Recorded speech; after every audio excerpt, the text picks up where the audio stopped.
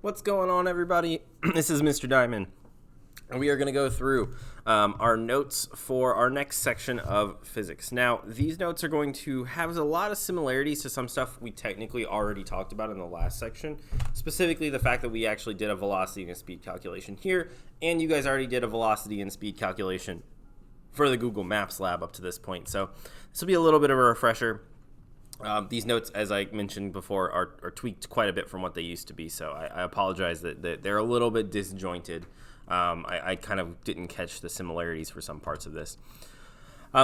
So we just discussed velocity and speed, and I know these are really ugly looking. I couldn't find a better way to get formulas written with this line here. It was a whole thing. It was an ordeal. So velocity, which is represented by a v, is equal to displacement over time, which you could also represent as x2 minus x1 over t2 minus t1, and then, or we could also use the triangle, which, as most of you guys are aware, is the delta x, or delta displacement, over delta t is our velocity. So we're going to usually use x and t for this one. Distance is usually represented by a little d. So d2 minus d1 over t2 minus t1 is speed. That's represented by an s, or delta d over delta t. Again, this is another place where I will probably end up screwing this up, and so will you. We'll accidentally use the wrong terminology, and that's okay. Most of the time, we're going to use x for this one, just because even if it is actually counting as speed, or if we're talking about distance, your natural instinct is probably to use x as a distance. Usually, if velocity is negative, it is either moving it's moving to the left or moving down on an xy coordinate plane. If it's positive, it's usually moving up or right. Or if you think of on your page, moving to the right or moving up is positive, down to the left is negative.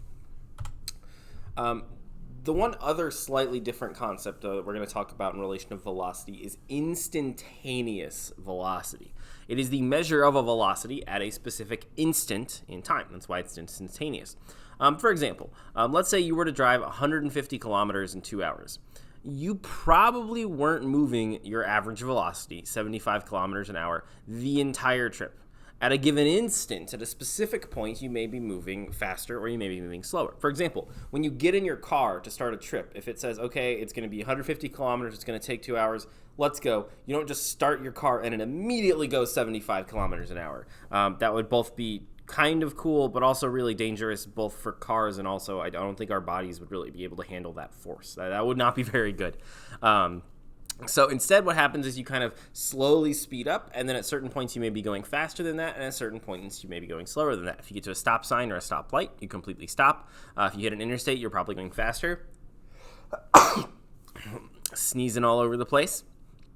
So to differentiate these two, between average velocity, which would be in this case 75 kilometers an hour, or instantaneous velocity, we will place a line over the v for average and just use normal v for instantaneous.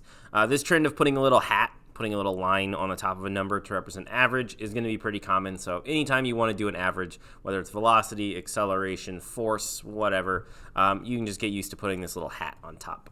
If an object is moving at a constant speed over a period of time, average and instantaneous velocity would be the same.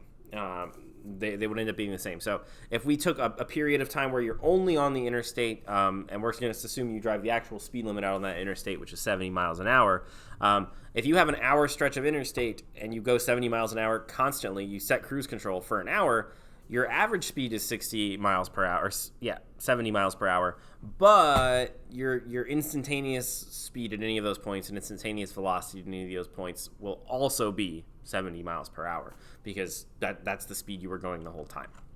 All right, here's an example problem for velocity. We'll work this one out on a piece of paper. I'm going to have to do this in 2 separate videos because when I'm at home, I can kind of do this all in one video, but when I'm here, my setup does not work quite well. I have this obnoxious thing, and I just think it looks clunky if I have to go into OBS and I have to actually like switch the setup and I'd have to pick up the camera, and that's just way too much work. So we're not gonna do that. I'll do this example as a separate video. The next thing we're going to talk about is acceleration. Any object that has a changing velocity is said to be accelerating. Just like before, there is a distinction between instantaneous and average. Average will have a line above the A. This is also a vector. I'm going to give you a moment to think about why. I assume if you remember when we were talking about displacement and velocity, displacement was a vector because it has a magnitude and a direction. Velocity, because it included displacement, also had a magnitude and a direction. Acceleration, because it has a velocity, will also have a magnitude and a direction, and therefore acceleration will be a vector.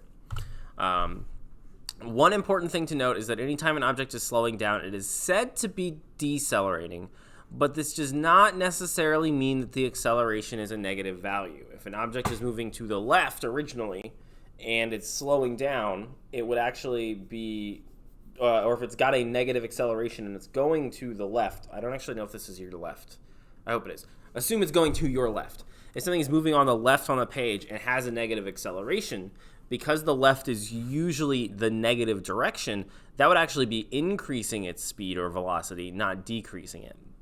The best way to tell if deceleration is occurring is our velocity and acceleration vectors pointing in the same or opposite directions. If they're pointing opposite directions, that means it's slowing down. If they're pointing the same direction, that means it's speeding up. You'll see what this means. I'm going to work out an example on this that I'll kind of clarify that point, make it a little more clear on the working out video.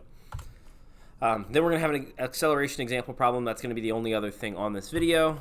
A car accelerates down a straight stretch of road going from rest to 75 kilometers an hour in 5 seconds. What is the average acceleration in meters per second squared? We're going to go ahead and work this one out on a separate piece of paper. That's going to be the end for this really short video. I know that wasn't a lot of notes, but you should be able to get them written down pretty quick then. Make sure you have left space for the example problems for me to work out. That will be in a separate video. Should be posted the same time as this. Hope you have a great day. This is Mr. Diamond signing off.